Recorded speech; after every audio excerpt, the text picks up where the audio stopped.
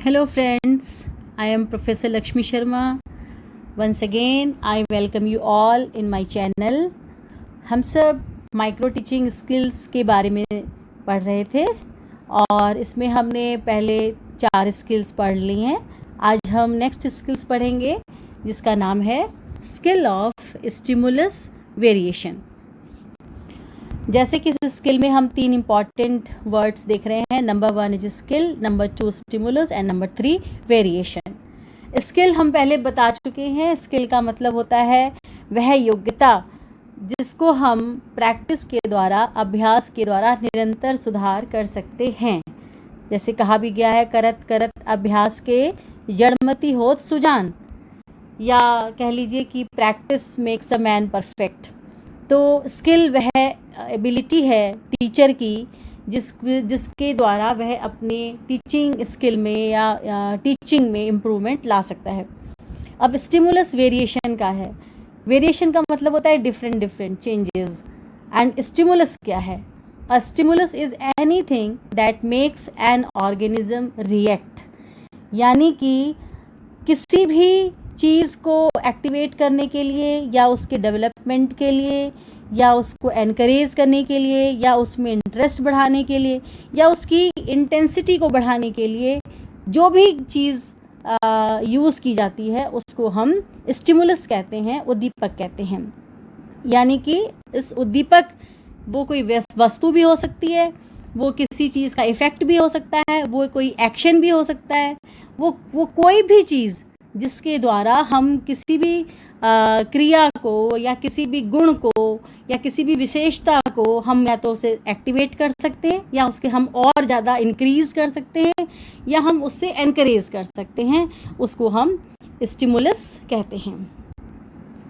अब फिजियोलॉजी में, यानी कि जो हमारे ह्यूमन बॉडी है, या हम ह्यूमन बॉडी नहीं, किसी भी एनिमल की या लिविंग ऑर्गेनिज्म की जो हमारी बायोलॉजिकल साइंस है, फिजियोलॉजी है उसके अकॉर्डिंग स्टिमुलस क्या हो सकता है? A stimulus is a detectable change in the physical और chemical structure of an organisms internal और एक्सटर्नल एनवायरनमेंट। जो स्टिमुलस है इसे हम डिटेक्ट कर सकते हैं। It is a detectable change, यानी कि इसे हम पहचान सकते हैं, आइडेंटिफाई कर सकते हैं। किसमें? फिजिकल और chemical structure of an organism. किसी भी जो लिविंग ऑर्गेनिज्म है उसमें फिजिकल चेंज यानी कि आउटर चेंज कुछ हुए हैं, या केमिकल चेंज यानी कि इंटरनल उसके स्ट्रक्चर में कोई चेंज आया है। किस वजह से? उस विशेष ऑर्गेनिज्म के या तो इंटरनल एनवायरनमेंट में या एक्सटर्नल एनवायरनमेंट में। यानी कि फिजियोलॉजी के हिसाब से उद्दीपक वह है जो किसी भी ऑर्गेनिज्म के इंटरनल और एक्सटर्नल व्यवहार में उस ऑर्गेनिज्म के शारीरिक, बाह्य या आंतरिक परिवर्तन की जांच करता है। तो उसे हम जांच करके हम बता सकते हैं, उसको हम स्टिमुलस कहते हैं। तो स्टिमुलस इस हिसाब से 2 तरह के हो गए। प्लूरल, अगर हम इसका बहुवचन में प्लूरल में हम इसको यूज़ करें तो हम इसको स्टिमुलाई कहेंगे। तो एक स्टिमुलस नहीं, कई सारे स्टिमुलस हो सकते हैं, तो हम स्टिमुलाई कहेंगे। तो एक्सटर्नल स्टिमुलाई जो है भी होते हैं और इंटरनल स्टिमुलाई भी होते हैं। एक्सटर्नल स्टिमुलाई हैं जो कि बॉडी की कंडीशंस को बाहर से चेंज करते हैं। जैसे फॉर एग्ज़ाम्पल जितने भी प्लांट्स हैं, पौधे हैं, उनमें जो लाइट है वो एक इम्पॉर्टेंट फैक्टर है जिसको कि हम फोटोट्रॉपिज्म भी कहते हैं। हम सब ने देखा होगा कि जो प्लांट्स जो हैं उनका जनरली उनका जो फेस है वो सन की तरफ होता है। और इसमें जो प्रोमिनेंट एग्जांपल है, सबसे बढ़िया इंटरेस्टिंग एग्जांपल है, वो है सनफ्लावर का, कि जिधर जिधर सन की डायरेक्शन होती है, सनफ्लावर जो फ्लावर होता है उसकी जो फेस है उसका भी वो सन की तरफ होता है। तो इसका मतलब फोटो मीन्स लाइट, तो वो लाइट को अट्रैक्ट कर रहे हैं या लाइट उसके ऊपर अपना इफेक्ट डाल रही है। तो जो यहाँ पर जो लाइट है वो एक्सटर्नल स्टिमुलाई है प्लांट के लिए। इसी तरह से जियोट्रॉपिज्म, जो जैसे कैटल फिश है वो जियोट्रॉपिज्म दिखाती है, या जितने भी प्लांट्स की रूट्स हैं वो जियोट्रॉपिज्म जो कैरेक्टर है उसको दिखाती हैं। अब जियोट्रॉपिज्म मीन्स ग्रेविटी। तो जो कैटल फिश होती है वो सी में पाई जाती है, समुद्र में पाई जाती है, और ये हमेशा सी के बेस पर तैरती है। तो इसका मतलब कि जो सी की जो ग्रेविटी जो है, जहाँ उसके मैक्सिमम ग्रेविटी है उधर ये कैटल फिश पाई जाती है। तो cattle fish is attracted towards gravity. तो यहाँ पर जो एक्सटर्नल स्टिमुलस है वो ग्रेविटी है। इसी तरह से जितने भी प्लांट्स की रूट्स होती हैं, जो जड़ें होती हैं, वो किसकी तरफ जाती हैं? अर्थ की तरफ, नीचे की तरफ जाती हैं। जो अगर हम किसी सीड को बोएं तो जो उसकी रूट्स हैं जो वो अंदर की तरफ जाती हैं, तो वो ग्रेविटी की तरफ जो है वो अट्रैक्ट होती हैं। जैसे कि हम यहाँ पर ये डायग्राम में हम देख रहे हैं कि जो लाइट की तरफ जो है फ्लावर जो है वो रोटेट कर रहा है, जिधर जिधर लाइट जाएगी उधर रोटेट करेगा, तो it is a symbol of phototropism. और दूसरे में हमने सीड का जर्मिनेशन दिखाया है। इसमें जो स्टेम है, लीव्स हैं, ये ऊपर की तरफ जा रहा है, तो ये ऊपर वाला जो पोर्शन है it is depicting phototropism, phototropism को दिखा रहा है, लाइट की तरफ जा रहा है, सन की तरफ जा रहा है। और जो रूट्स हैं उसके वो अंदर की तरफ जा रहे हैं, वो हमारे ग्रेविटी को दिखा रहा है, तो जियोट्रॉपिज्म को शो कर रहा है। तो ये हमारे प्लांट्स में इस तरह से शो होता है। अब जो लिविंग बींग्स हैं, स्पेशली सपोज ह्यूमंस हैं, तो उसमें एक्सटर्नल स्टिमुलस कैसे इफेक्ट कर रहा है? देखिए, जैसे ये मैन है तो ज़रूरी नहीं है कि वो भूखा है, लेकिन अगर हम उसे बाहर से उसकी फेवरेट ईटेबल्स को हम उसे दिखाते हैं तो वो उसको खाना चाहता है। तो ये एक एक्सटर्नल स्टिमुलस है जिसको कि वो उसकी हंगर को एक्टिवेट कर रहा है। तो इस तरह से जो एक ह्यूमन बॉडी है उसमें एक्सटर्नल स्टिमुलस बहुत सारे हो सकते हैं। अब एक्सटर्नल स्टिमुलस जो है वो हमें कैसे पता चलते हैं? जैसे ह्यूमन बॉडी है उसमें जितने भी हमारे सेंस ऑर्गन्स हैं, सेंस ऑर्गन्स बाहर के एनवायरनमेंट की चीज़ों को परसीव करते हैं, परसेप्शन उनके अंदर होती है, और उसके अकॉर्डिंग जो एक्सटर्नल स्टिमुलाई जो उनको मिल रहा है, जैसे मान लीजिए हाई हीट है, हाई टेम्परेचर है, लाइट है, इंटेंस लाइट है, तो उसका इफ़ेक्ट उनकी बॉडी पे क्या पड़ रहा है, ये इसके ऊपर भी डिपेंड करता है कि किस इंसान की, किस ह्यूमन बीइंग की या किसकी सेंसिटिविटी कितनी ज़्यादा है। It all depends on sensitivity. कुछ लोग ज़्यादा सेंसिटिव होते हैं, कुछ लोग कम सेंसिटिव होते हैं। तो वो सेंसिटिविटी के ऊपर जो एक्सटर्नल फोर्स है, एक्सटर्नल स्टिमुलाई है, वो उनके ऊपर इफ़ेक्ट कर रही है। तो ये एक्सटर्नल स्टिमुलस होते हैं। इसमें से कुछ जो हमारे एक्सटर्नल स्टिमुलस हैं उनके जो उनके रिवर्ट में, उनके रिस्पॉन्स में जो हमारी बॉडी रिएक्ट करती है, कुछ उसमें से हमारी जो बॉडी के ऑटोनोमस नर्वस सिस्टम है उससे कंट्रोल होती है। यानी कि कुछ चीज़ें हम ऑटोमेटिकली करते हैं। फॉर एग्जांपल कि जैसे ही हमारे ऊपर कोई किसी ऑब्जेक्ट को फेंके तो हम एकदम फ्लिंचिंग हमारे अंदर हो जाती है, हम थोड़े घबरा जाते हैं, पीछे हट जाते हैं। तो ये हमारा एक नेचुरल रिस्पॉन्स है। मान लीजिए कि किसी कांच के ऊपर हमारा पैर पड़ गया तो हमारा पैर ऑटोमेटिक वहाँ से ऊपर उठता है। तो ये हमारा ऑटोनोमिक नर्वस सिस्टम है जो हमारी बॉडी की सेंसिटिविटी ने रिएक्ट किया एक्सटर्नल स्टिमुलस के लिए। और जैसे ही हमारी आँख में मान लीजिए कोई ब्राइट लाइट डाले तो हम अपनी आईज़ को क्लोज़ कर लेते हैं। तो ये सब हमारे एक्सटर्नल फोर्स के लिए हमारा जो डिफेंस मैकेनिज्म है बॉडी का, वो उसके लिए रिएक्ट करता है। और इसमें हमारा ऑटोमेटिक नर्वस सिस्टम है, इसे हमें कहना नहीं पड़ता। मान लीजिए कि हमारी कहीं कांटा है और हमने उसके ऊपर अपनी फिंगर रख दी, तो हम उंगली को कहेंगे नहीं कि अब तुम हटो, वो उंगली अपने आप वहाँ से हट जाएगी। तो वो हमारा ब्रेन जो है हमारी बॉडी को ऑटोमेटिक सिग्नल देता है कि वहाँ से हाथ हटाने के लिए। तो ये हमारे ऑटोनोमिक नर्वस सिस्टम जो है वो हमारा एक्सटर्नल स्टिमुलस के प्रति रिएक्ट करता है, रिस्पॉन्ड करता है। तो ये एक्सटर्नल स्टिमुलस है। इसी तरह से जो एक्सटर्नल स्टिमुलस है, जैसे मान लीजिए कि बहुत स्वेटिंग होना, किसी को बहुत पसीना आना, या अगर बहुत ठंड बढ़ गई है तो उसमें ठंड लगना, ये सब हम एक्सटर्नल जो स्टिमुलस हैं उसके प्रति ऑर्गेनिज्म का बिहेवियर है। यहाँ अभी हम बेस देखना चाहते हैं कि स्टिमुलस क्या है और ये ह्यूमन बॉडी को मेनली किस तरह से अफेक्ट करता है, लिविंग ऑर्गेनिज्म को कैसे अफेक्ट कर रहा है। क्योंकि हम बात कर रहे हैं स्केल ऑफ स्टिमुलस रिस्पॉन्स की, वेरिएशन की, यानी कि हम एक टीचर क्लास में बच्चों को कितनी तरह से स्टिमुलस दे जिससे कि उनकी लर्निंग में पॉजिटिव चेंजेस आएँ, उनकी लर्निंग हो। तो सबसे पहले ये जानना ज़रूरी है कि स्टिमुलस क्या होता है। तो अभी हमने बात की एक्सटर्नल स्टिमुलस की, अब हम बात करेंगे इंटरनल स्टिमुलस की। अब इंटरनल स्टिमुलस या इंटरनल स्टिमुलाई क्या होते हैं? Internal stimuli are changes to conditions inside the body. ये वह कंडीशंस हैं जो शरीर के अंदर होते हैं, such as dangerous food in the stomach, viruses in the body, और lack of food, lack of water और स्लीपीनेस। हमारे बॉडी के अंदर के वो फैक्टर्स जो कि हमारी बिहेवियरल चेंज के लिए या हमारी बॉडी की कंडीशंस के लिए रिस्पॉन्सिबल हैं, जैसे हमें भूख लगना, प्यास लगना, नींद आना, ये एक नेचुरल प्रोसेसेस हैं जो हमारी बॉडी की इंटरनल डिमांड है। इंटरनल जो हमारी कॉल हैं हमारी बॉडी की, वो हमारे इंटरनल स्टिमुलाई के ऊपर डिपेंड करता है। जैसे हम देखें कि जैसे पौधा है, तो पौधा मुरझाया जा रहा है, उसके अंदर विल्टिंग हो रही है, इसका मतलब जो प्लांट के जो सेल्स हैं उनमें वाटर का जो कंपोनेंट है वो कम होता जा रहा है, डिक्रीज हो रहा है वाटर लेवल, तो वो प्लांट मुरझा रहा है, विल्टिंग हो रहा है। उसे बाहर से कुछ नहीं हो रहा, उसकी बॉडी के अंदर से रिफ्लेक्ट हो रहा है, तो इसको हम इंटरनल स्टिमुलाई कहेंगे। इसी तरह से एनिमल्स में ज़्यादा गर्मियों में डिहाइड्रेशन हो जाता है, बेहोश हो जाते हैं, या हमारे सर्काडियन रिदम्स जो होते हैं वो हमारे इंटरनल स्टिमुलाई होते हैं। Now what is circadian rhythms?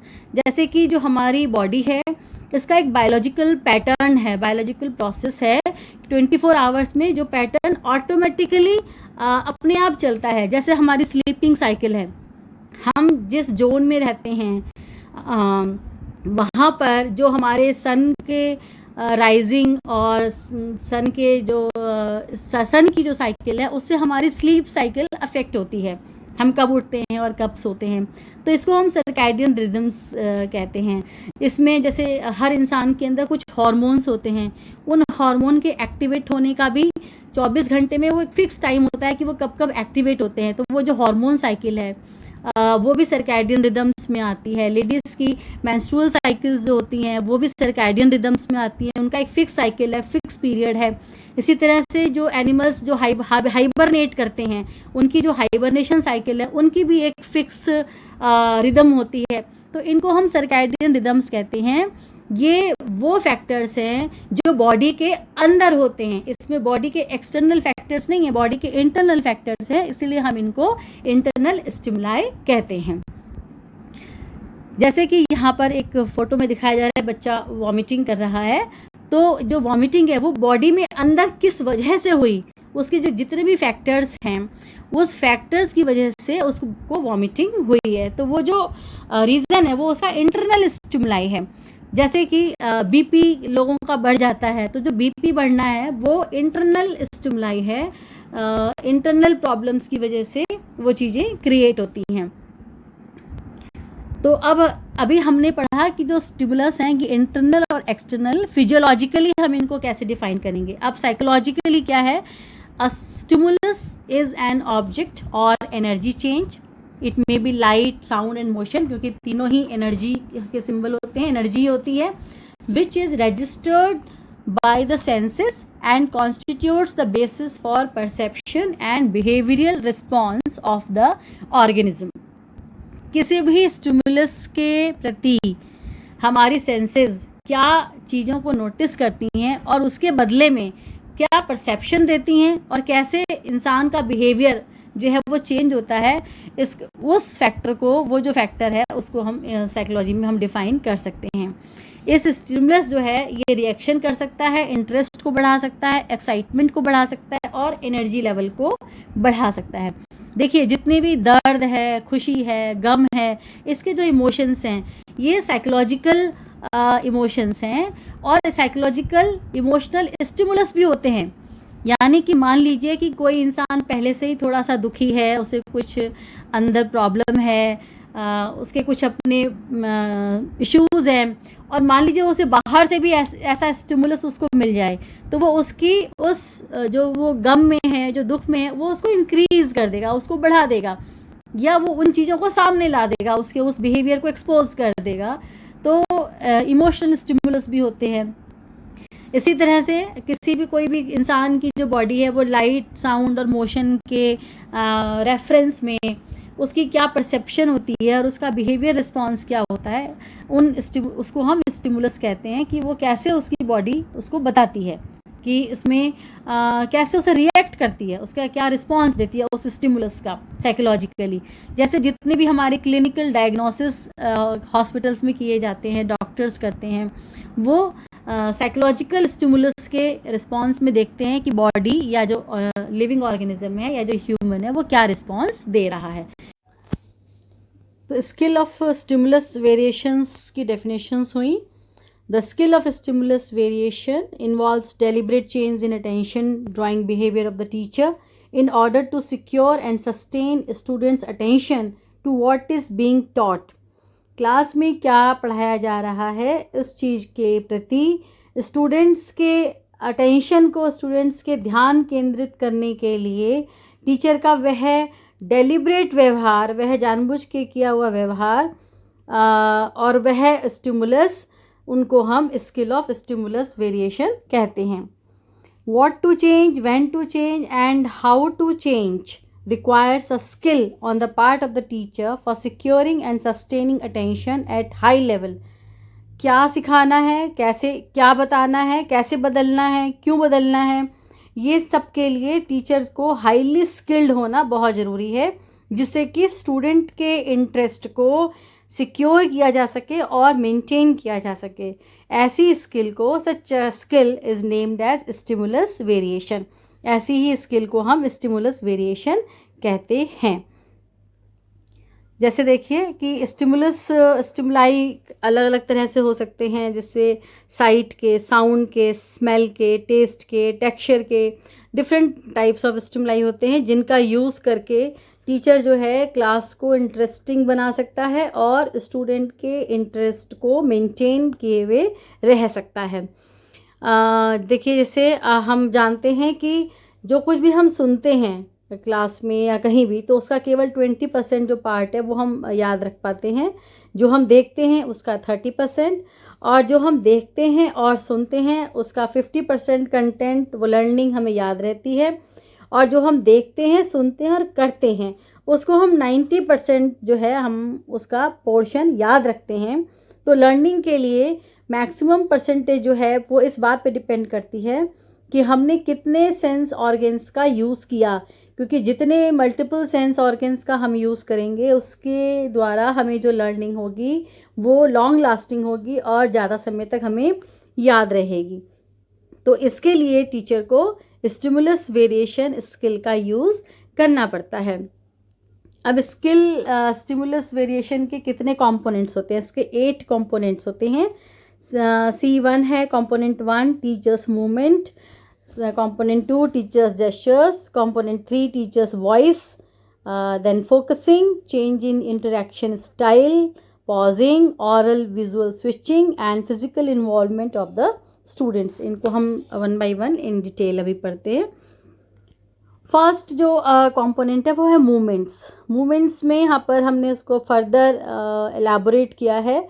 Move in class to check activities, avoid aimless wandering. कि जो टीचर की मूवमेंट है इसमें टीचर क्लास के अंदर मूव करे, जिससे कि अगर बच्चे कोई शरारत कर रहे हैं या कंसंट्रेट नहीं कर रहे हैं तो टीचर उनको चेक कर सके स्टूडेंट की एक्टिविटीज़ को। लेकिन टीचर्स की जो मूवमेंट है वो एमलेस भी ना हो, कोई उनका एम हो, क्योंकि वो नहीं तो unnecessary wastage of time and wastage of energy होगी। इसके अलावा यहाँ पर मूवमेंट से एक और जो मैं समझती हूँ वो होना चाहिए कि क्लास में पढ़ाते समय अगर हम कुछ मूविंग ऑब्जेक्ट्स या मूविंग कंटेंट भी अगर हम क्लास में देते हैं तो जो हमारी एक स्टैटिक वर्बल लेक्चरिंग हो रही है वो थोड़ा सा इंटरेस्टिंग हो जाती है, तो वो स्टूडेंट को अपनी ओर अट्रैक्ट करती है। नेक्स्ट है जेस्चर्स। टीचर के क्या जेस्चर्स हैं, जिसमें कि movements of the parts of the body to direct attention. जो टीचर्स अगर अपने बॉडी के किसी पार्ट को मूव करता है तो वो स्टूडेंट्स की अटेंशन को डायरेक्ट अपनी ओर अट्रैक्ट करता है। या अगर टीचर ऐसे जेस्चर बना रहा है कि वो किसी शेप या साइज़ को एम्फेसाइज कर रहे हैं। देखिए हम जब क्लास में बच्चा पढ़ता है तो वो टीचर स्टूडेंट के लिए एक आइडियल होता है, और टीचर के वर्बल और नॉन वर्बल कम्युनिकेशंस को बच्चा बहुत ध्यान से देखता है, क्योंकि टीचर एक रोल मॉडल है और जाने अनजाने में किए हुए टीचर के जो बिहेवियरल चेंजेस जो टीचर करता है या डेलिब्रेट जो चेंजेस करता है, वो स्टूडेंट जो है वो उनको लर्न करता है, या कह लीजिए कि जो स्टूडेंट है वो उनको कॉपी करता है, ऑब्ज़र्व करता है और उनसे इन्फ्लुएंस होता है और धीरे धीरे उनको कैरेक्टराइज करता है अपने बिहेवियर में। तो इससे स्टूडेंट की लर्निंग अफेक्ट होती है। जैसे हम इस स्लाइड में देख रहे हैं कि अगर स्टूडेंट ने कोई रिस्पांस दिया और टीचर उसको थम्स अप कर रहा है या उसको एक्सेलेंस कमांड दे रहा है अपने हाथों से, या स्माइल करके बता रहा है, या फिज़िकली किसी चीज़ को एलैबोरेट कर रहा है, या बच्चे को क्लैप कर रहा है, तो ये जितने भी जो टीचर्स के जेस्चर्स हैं वो स्टूडेंट को पॉजिटिवली रीइंफोर्स करते हैं आगे पढ़ने के लिए, एनकरेज करते हैं, मोटिवेट करते हैं। तो ये एक छोटा सा स्टिमुलस है, टीचर के जेस्चर में छोटा सा चेंज है जो कि स्टूडेंट को अनकॉन्शियसली मोटिवेट करता है पढ़ने के लिए क्लास में, और उसका इंटरेस्ट जो है वो मेंटेन रहता है। ऐसे ही चेंज इन स्पीच पैटर्न, अगर टीचर जो है अपने बोलने के तरीके में जब चेंजेस लाता है तो ये डेलिबरेट चेंज है, मतलब टीचर जानबूझ के अपनी वॉइस में चेंज कर रहा है। और इसमें चेंजेस में क्या हो सकता है, change in tone, change in volume, change in speed. तो जो वॉइस मॉड्यूलेशन है यानी कि स्वर में उतार चढ़ाव, जब एक टीचर क्लास में पढ़ाते समय या बोलते समय अपने स्वर में उतार चढ़ाव लाता है तो इस उतार चढ़ाव से भी बच्चे की लर्निंग अफेक्ट होती है। वो ये समझ जाता है कि टीचर कहाँ पर क्या बोलना चाहता है।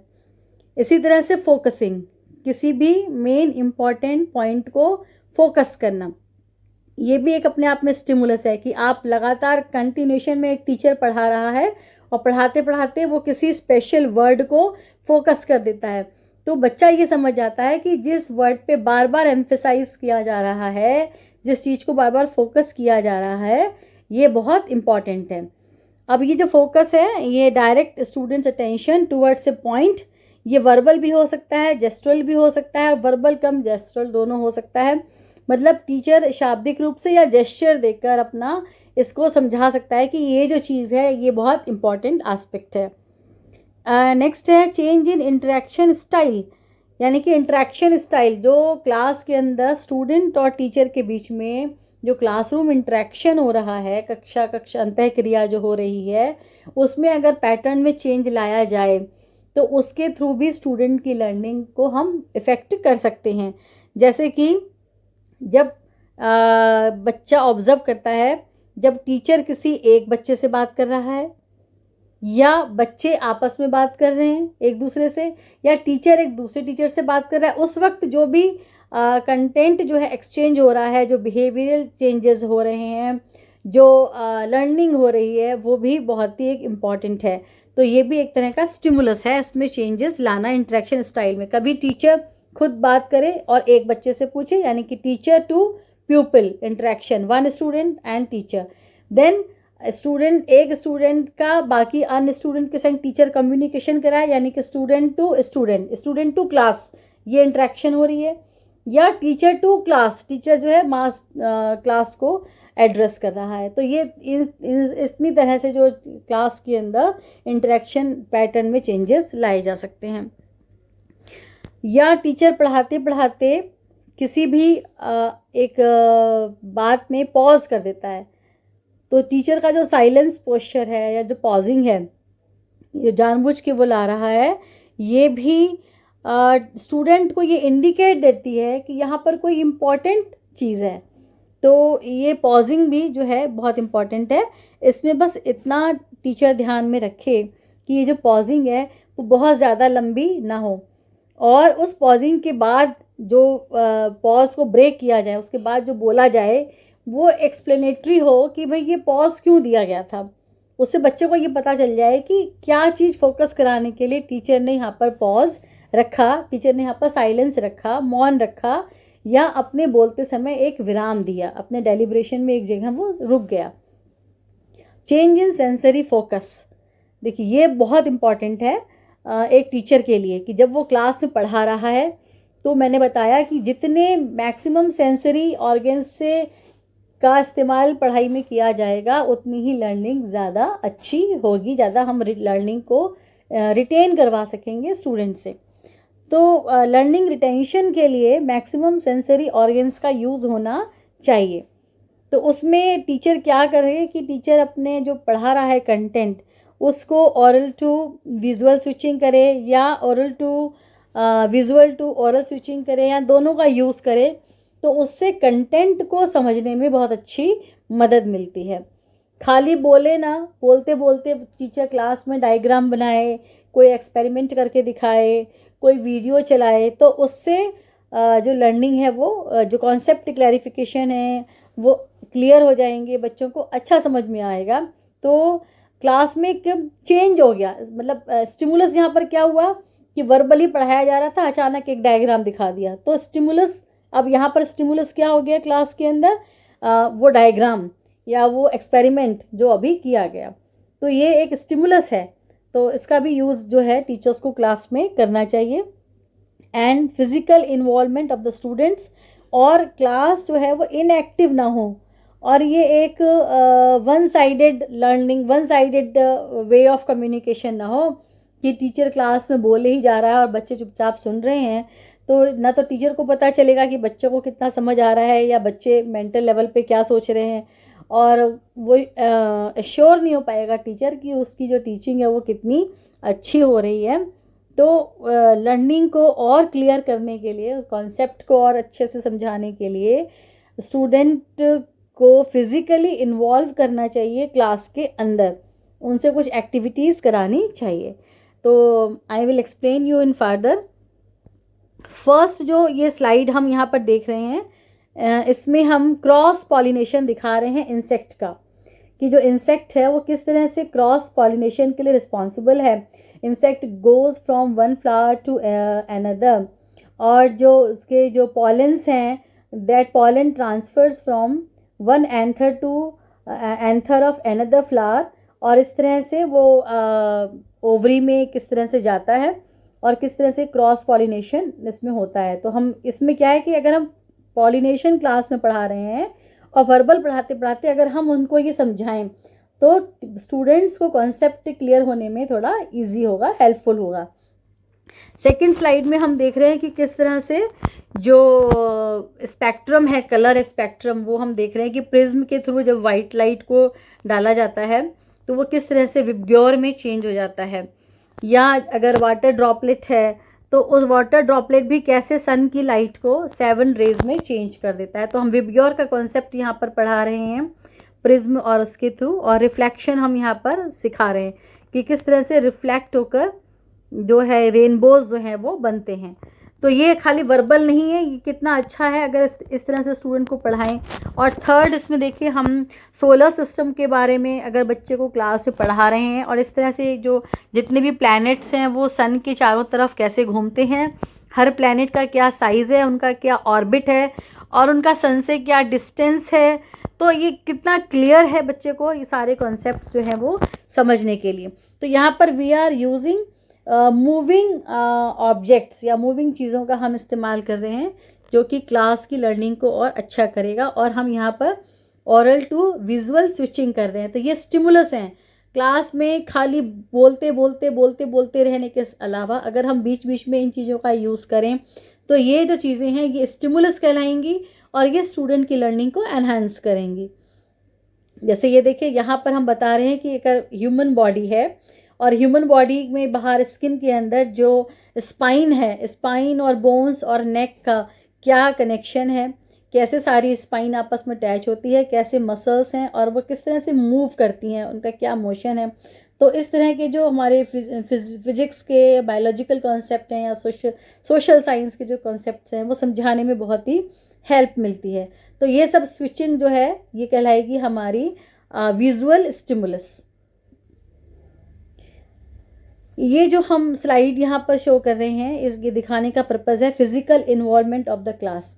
कि मान लीजिए कि हम बच्चों को सोशल कोऑपरेशन के बारे में बताना चाहते हैं। जैसे फर्स्ट स्लाइड में हम देख रहे हैं कि स्टूडेंट्स गार्डनिंग कर रहे हैं, तो गार्डनिंग से रिलेटेड जो कंसेप्ट्स हैं अगर वो हम उनको फील्ड में ले जाकर गार्डनिंग में उनको करवाएं तो जो हमने थियोरी में पढ़ाया था वो प्रैक्टिकली हम उनको समझा सकते हैं। सिमिलरली जो हाइजीन के और वेस्ट डिस्पोजल के जो स्लाइड हम देख रहे हैं, इसमें हम दिखा रहे हैं कि किस तरह से जो वेस्ट है वो कचरा हमको साफ़ करना चाहिए, किस तरह से गंदगी नहीं फैलानी चाहिए, और इससे जो एक कोऑपरेटिवनेस फीलिंग है वो एनहांस होती है। तीसरे में हम देख रहे हैं कि एक लिबरल क्लास है जिसमें स्टूडेंट को एक अपॉर्चुनिटी है कि वो अपने मन से जो भी चाहें वो करें, तो ये भी बहुत अच्छा है। और नेक्स्ट में हम देख रहे हैं कि एक लैब है, जिस लैब में जो बच्चे हैं साइंस से रिलेटेड एक्सपेरिमेंट्स को कर रहे हैं, तो उन्होंने थियोरी में जो कुछ पढ़ा था they are actually doing it practically, और इस तरह से जो उनकी जो लर्निंग है वो और भी रिटेन होती है और अच्छी होती है। अब ये जो हमने स्टिमुलस जो हम यूज़ कर रहे हैं, तो इनके क्या फैक्टर्स जो हैं वो रिस्पॉन्सिबल हैं for students attention. Number 1, intensity. उनकी इंटेंसिटी क्या है, जो स्टिमुलस हम यूज़ करना चाह रहे हैं, चाहे वो वर्बल है, पॉजिंग है, या आपके जो विजुअल्स हैं, तो उनकी इंटेंसिटी क्या है, क्या उनका इम्पैक्ट कितना है। वो जितने अच्छे होंगे, जिनकी उनकी इंटेंसिटी जितनी हाई होगी, उसका इम्पैक्ट उतना ही अच्छा होगा। सेकेंड है कंट्रास्ट। कंट्रास्ट का मतलब है कि कंट्रास्ट भी एक तरह का स्टिमुलस है जो टीचर क्लास में पढ़ाते समय यूज़ कर सके। जैसे फॉर एग्जांपल कि हम अपनी डे टू डे लाइफ में या तो बहुत अच्छे लोगों को याद रखते हैं या बहुत बुरे लोगों को याद रखते हैं, या मान लीजिए कि हम कोई भी चीज़ पढ़ा रहे हैं, तो अगर हम उनके अपोजिट कैरेक्टर्स को साथ साथ एक्सप्लेन करें, तो इस तरह से कंट्रास्ट चीज़ों को साथ पढ़ाने से उनकी लर्निंग ज़्यादा अच्छी होगी, क्योंकि वो डिफ्रेंशिएट कर सकेंगे और उस कॉन्सेप्ट को अच्छे से अंडरस्टैंड कर सकेंगे। थर्ड है मूवमेंट। ये मैं ऑलरेडी बता चुकी हूँ कि स्टैटिक के बजाय अगर मूवमेंट होता हुआ कॉन्सेप्ट दिखाया जाए, तो टाइम और डिस्टेंस के रेफरेंस में, प्रेजेंट सिनेरियो के रेफरेंस में वो उन चीज़ों को ज़्यादा अच्छे से समझ सकते हैं। Then size. अगर जो भी क्लास में हम दिखा रहे हैं, जो स्टिमुलस हम दे रहे हैं, उसका साइज़ भी बहुत ज़्यादा इफ़ेक्ट करता है। जैसे मान लीजिए कि डायग्राम जो है वो हम ब्लैक बोर्ड पर या अपने वाइट बोर्ड पर हम एक डायग्राम ड्रॉ कर रहे हैं, तो वो उसकी जो साइज़ है वो भी मैटर करती है कि उसका साइज़ कितना अच्छा है। जैसे फॉर एग्जांपल एक कॉमन सी बात है कि अगर आपकी क्लास में कोई टीचर आता है और उसने बहुत बड़ी बिंदी लगाई है, तो वो उसको अट्रैक्ट करती है। तो साइज़ जो है किसी भी चीज़ का, वो भी अपने आप में एक स्टिमुलस है।